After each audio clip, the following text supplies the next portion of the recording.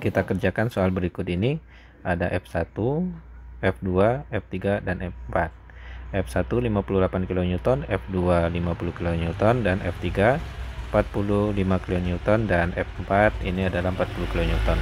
Di sini kita tetapkan dulu sumbu X positifnya adalah ini, sumbu Y positifnya adalah ini, dan otomatis di sini adalah negatif untuk sumbu X dan Y-nya negatif untuk sumbu Y. Nah, kemudian kalau begitu kita selesaikan dengan metode diagram vektor bebas ya. Nah, oke, kita kerjakan untuk F1 dulu. Nah, untuk F1 ini kita buatkan gambarnya dulu seperti ini. Ini adalah sumbu X dan Y-nya, ini adalah X, ini adalah untuk sumbu Y. Dan besaran vektornya ini adalah 58 kN. Ini F1, kemudian membentuk sudut 30 derajat. Nah, kita perbesar untuk penyelesaian F1. Kemudian kalau kita buatkan di sini diagram benda gaya bebasnya, ini adalah kita buatkan ini tegak lurus terhadap sumbu X, perpotongannya ini adalah F1X, dan ini searah sumbu Y, ini adalah F1Y. Nah, untuk sumbu X ini dan sumbu Y kita lihat terhadap sudut 30, ini adalah sudut depannya, sisi yang depannya, dan ini adalah sisi yang di samping sudut 30.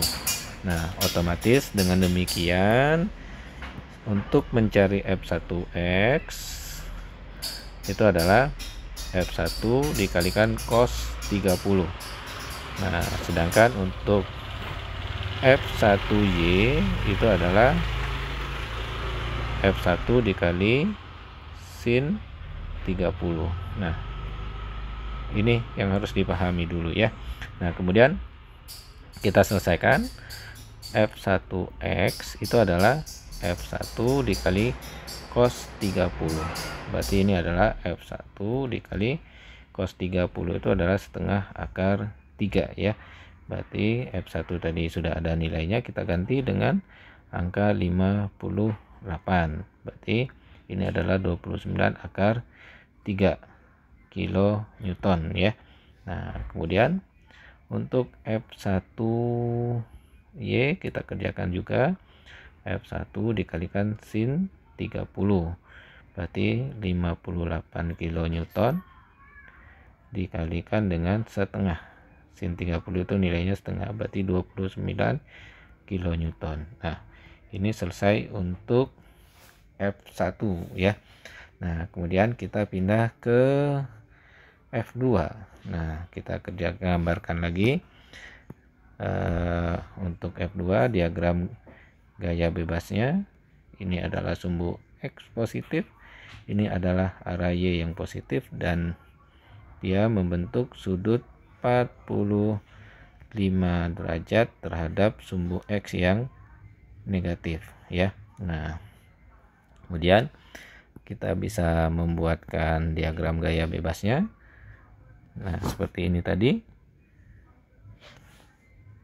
Nah, ini kita buatkan garis bantu ya. Nah, terhadap sumbu X ini adalah ini F2, nilainya tadi adalah 50 kN. Nah, ini adalah F2X, dan ini juga vektor terhadap sumbu Y adalah akhirnya adalah ini F2Y.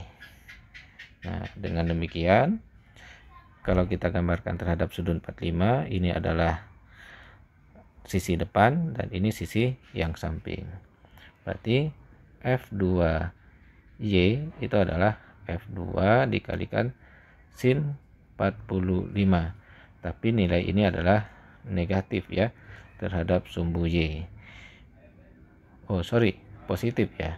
Oke, positif terhadap sumbu Y. Berarti ini adalah 50 kN dikali sin 45 itu adalah setengah akar 2. Artinya ini adalah 25 akar 2 kilonewton. Oke, selesai ya. Oke, kemudian F2X ini adalah, nah ini arahnya negatif terhadap sumbu X, karena di sini sudah kita tetapkan positif, ini positif dan ini pasti negatif, dan ini nilai yang negatif untuk sumbu Y. Nah, kemudian ini 5, berarti ini negatif F2 dikalikan cos 45. Berarti ini adalah minus 50 kilonewton dikalikan setengah akar 2. Berarti ini adalah 25 negatif 25 akar 2 kilonewton. Nah, oke, ini selesai untuk F2 ya. Oke, sekarang kita lihat F3. Nah, ini F3 kita perlihatkan. F3 itu adalah 45 kilonewton tapi searah dengan sumbu X negatif dan Y negatif, tapi dia tidak membentuk sudut. Tetapi kita lihat perbandingannya, ini adalah 5, 12 dengan pasangan Pitagorasnya ini pasti 13 ya. Oke, kita gambarkan di sisi yang di sini. Oke, ini sumbu X positifnya, kemudian sumbu Y positif, kemudian ini ada sudut vektor dengan 45 kilonewton. Ini adalah F3 dengan membentuk perbandingan. Kalau bisa kita gambarkan seperti ini. Ini adalah 5, ini adalah 12, ini pasti akar dari 5 kuadrat ditambah 12 kuadrat ya. Oke, berarti ini hasilnya adalah akar 169 ya. Berarti ini adalah 13. Oke, berarti kita sudah dapat perbandingannya. Nah, kemudian kalau kita buatkan kembali diagram gaya bebasnya tadi, berarti nah, kita sudah dapat ini adalah komponen F3X dan ini adalah komponen F3Y. Kemudian bagi sudut yang ini tadi, ini adalah sisi depan, ini sisi yang samping sudut yang bernilai perbandingan tangennya adalah 5 dan 12. Nah, oke, sisi miringnya kita dapatkan 13. Berarti dengan demikian F3X itu adalah F3 dikalikan cos theta misalnya ya, karena ini sudutnya misalnya kita misalkan dengan theta. Berarti F3-nya nilainya negatif karena searah sumbu X yang negatif. Berarti ini adalah 45 kilonewton dikalikan cosnya itu adalah perbandingan sisi sampingnya 5 dan miringnya 13. Berarti ini adalah 5/13. Nah, berarti oke, kalau perlu kita selesaikan angkanya. Kita cari kalkulator kita di sini. Oke.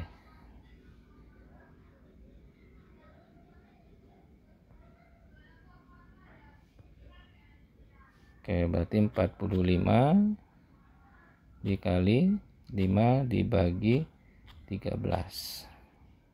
Oke, hasilnya adalah gitu ya. Oke, kita pindah ke catatan kita tadi, berarti kita 17, berapa tadi itu?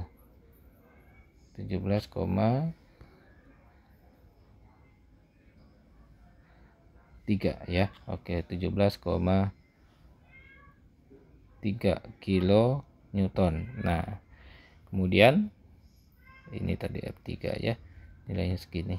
Kemudian F3Y itu adalah karena sumbu Y-nya arahnya terhadap sumbu Y ini juga negatif, F3-nya berarti negatif F3 dikalikan sin dari theta. Berarti ini adalah F3 negatif, nilainya adalah 45 negatif ya, dikali 12/13. Oke, kita cari dengan kalkulator kita tadi. Berarti ini 45 dikali 12 dibagi 13, dapatnya sekitar 41,5. Oke, ini adalah 41 negatif 41,5 kilo Newton. Nah, ini teman-teman ya. Nah, kemudian kita selesaikan untuk yang F4. F4 itu adalah ini, kita buatkan diagram gayanya. Ini adalah F4 searah. Oke, ini kita buatkan ini X dan ini Y yang positifnya. Kemudian kita gambarkan untuk F4 itu adalah seperti ini pangkalnya, dia ke arah sini. Kemudian F4 bernilai 40 kilo Newton.